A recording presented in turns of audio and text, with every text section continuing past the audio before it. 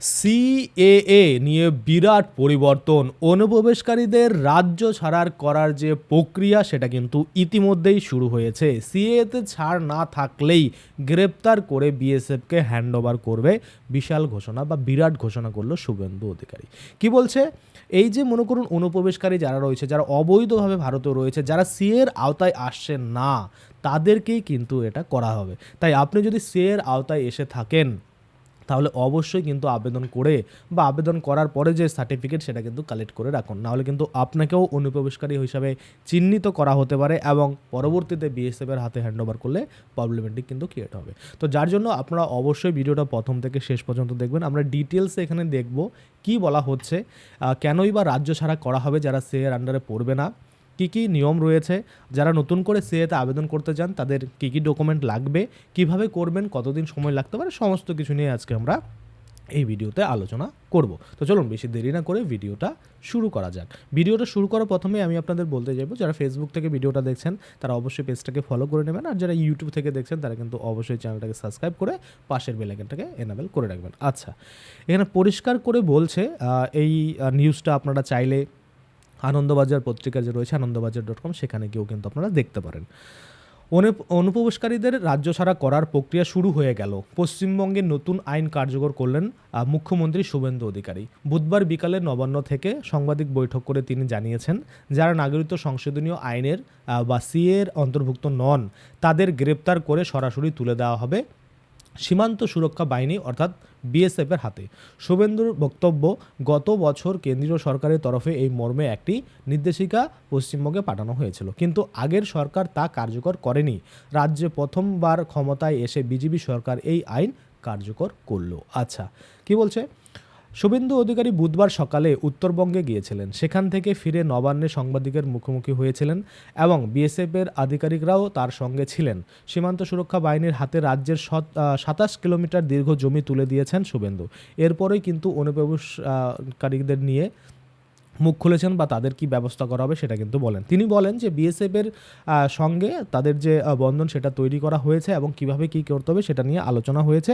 দেশকে সুরক্ষা করতে কি কি স্টেপ নিতে হবে সেটা কিন্তু তারা সেই বৈঠকে আলোচনা হয়। আচ্ছা, ভারত সরকারের পক্ষ থেকে 2025 সালের 14ই মে অবৈধ বাংলাদেশি অনুপ্রবেশকারীদের সরকারি বিএসএফের হাতে তুলে দেওয়ার জন্য যে নির্দেশিকা পাঠানো হয়েছিল, আমাদের আগের সরকার একদিকে শরণার্থীদের সিএ সুরক্ষা দেওয়ার বিরোধিতা করেছে, অন্যদিকে এই গুরুত্বপূর্ণ আইনকে কাজে লাগায়নি।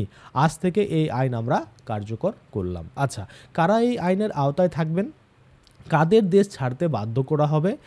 শুভেন্দুর ব্যাখ্যা অনুযায়ী আমরা দেখতে পাচ্ছি যে সিএ আইন অনুযায়ী 60টি সম্প্রদায়ের মানুষ নাগরিকত্ব সংশোধনীয় আইনের আওতাভুক্ত হবেন। কি 2024 সালের 31শে ডিসেম্বর পর্যন্ত যারা এ রাজ্যে এসেছেন তাদের পুলিশ কোনো হেনস্থা করতে পারবে না বা আটক করতে পারবে না, কিন্তু যারা সিএর অন্তর্ভুক্ত নন তারা সম্পূর্ণ অবৈধ অনুপ্রবেশকারী, অর্থাৎ তারা কিন্তু কোনোভাবেই বৈধ নয়, তাদের সরাসরি রাজ্য পুলিশ গ্রেপ্তার করবে এবং বিএসএফের হাতে তুলে দেবে।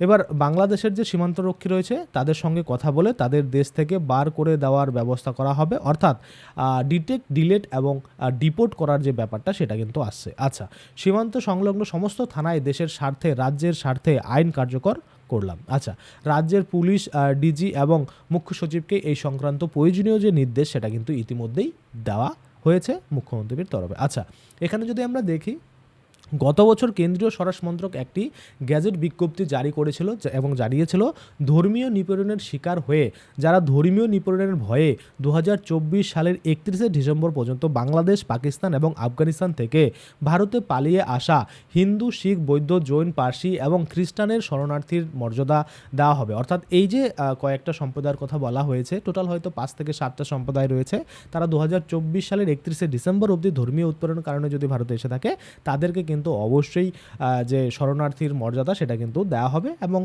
সিএর আওতায় এনে বা অন্য কোনো আইনের আওতায় এনে তাদের কিন্তু ভারতীয় নাগরিকত্ব দেওয়া হবে। আচ্ছা, 2025 সালের 4ই এপ্রিল কী করা হয়েছিল, এই কার্যকর করা হয়েছিল অভিবাসন এবং বিদেশি আইনের 33 ধারা অনুযায়ী এই বিজ্ঞপ্তি জারি করা হয় এবং সংসদের বাজেট অধিবেশনে এই আইন পাশ হয়েছিল।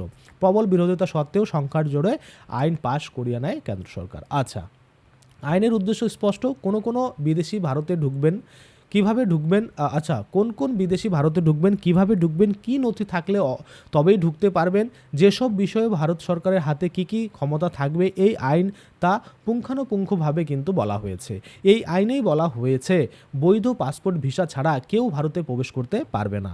আবার এই আইনেরই কিন্তু 33 ধারায় সরকারের হাতে প্রভূত ক্ষমতা বা অনেক ক্ষমতা কিন্তু রয়েছে, যেখানে বলা হয়েছে যে পরিস্থিতি বিচার করে গেজেট বিজ্ঞপ্তির মাধ্যমে এই আইনের বিভিন্ন ধারায় যা বলা আছে তা কেন্দ্রীয় সরকার দরকার কি অদলবদল করতে পারবে। পরিস্থিতি সাপেক্ষে কোনটা ব্যতিক্রম তাও কিন্তু কেন্দ্রীয় সরকার ঠিক করতে পারবে। সেই আইন এবার পশ্চিমবঙ্গে কার্যকর করার কথা ঘোষণা করলো বিজেপি সরকার। অর্থাৎ এখানে যারা মনে করুন 2024 সালের 31শে ডিসেম্বর অবধি ভারতে প্রবেশ করেছেন ধর্মীয় উৎপীড়নের কারণে তাদের কিন্তু কোনো প্রবলেম নেই, কেননা তাদের ছাড় দেওয়া হয়েছে, রাজ্য পুলিশ তাদের কিন্তু গ্রেপ্তার করবে না। কিন্তু 2024 সালের 31শে ডিসেম্বরের পরে এবং যারা বিশেষ কিছু ধর্মের অন্তর্গত পড়ছেন না তাদের কিন্তু রাজ্য পুলিশ গ্রেপ্তার করবে এবং রাজ্য পুলিশ গ্রেপ্তার করে যে সীমান্ত সুরক্ষা সমিতি রয়েছে বা বিএসএফ রয়েছে তাদের কিন্তু হাতে তুলে দেওয়া হবে এবং তারা কিন্তু স্টেপ নেবে যে আপনাকে কিভাবে কি তারা ডিপোর্ট কিভাবে করবে সেটার ব্যবস্থা কিন্তু তাদের হাতে। আশা করি আপনারা বুঝতে পারছেন। কোনো রকম সমস্যা থাকলে অবশ্যই কমেন্টে জানাবেন। এবার চলে আসি যারা নতুন করে সিএতে আবেদন করতে যাচ্ছেন তাদের কি কি দরকার। আমি প্রত্যেক ভিডিওতে আপনাদের বলে থাকি যে সিএতে আবেদন করতে গেলে আপনাদের কিন্তু অবশ্যই আপনি যে দেশ থেকে এসেছেন সে দেশের একটা ডকুমেন্ট লাগবে, যদি না থাকে তাহলে আপনি বর্তমানে স্কিপ করতে পারবেন কিন্তু পরবর্তীতে লাগবেই, তাই না? আচ্ছা, সঙ্গে আপনার ভারতীয় যে কোনো একটা ডকুমেন্ট লাগবে, আপনার 3টা এফিডেভিট লাগবে, মনে করুন একটা ক্যারেক্টারের লাগবে, একটা বিদেশি বলে আপনি ঘোষণা করছেন সেটার জন্য লাগবে, আর কোন আইনের মাধ্যমে কোন ধারার মাধ্যমে আপনি পাচ্ছেন সেটার জন্য একটা লাগবে। হলো টোটাল 3টা এফিডেভিট হয়ে গেল। সাথে আপনাদের কি লাগবে, আপনার রেসিডেন্টাল সার্টিফিকেট লাগবে, আপনার যে বাসিন্দা সার্টিফিকেট সেই সার্টিফিকেট কিন্তু লাগবে। সাথে আপনার হিন্দুত্বের যে সার্টিফিকেট সেটা কিন্তু লাগবে, যেটা যে কোনো ধর্মীয় প্রতিষ্ঠান থেকে কিন্তু আপনি সহজেই সেটা কালেক্ট করতে পারেন। মোবাইল নাম্বার, ইমেল আইডি এগুলো থাকলে আপনারা অনায়াসে আপনাদের কিন্তু আবেদন করতে পারবেন। ছবি অবশ্যই লাগবে, যেটা আপনারা সকলেই জানেন।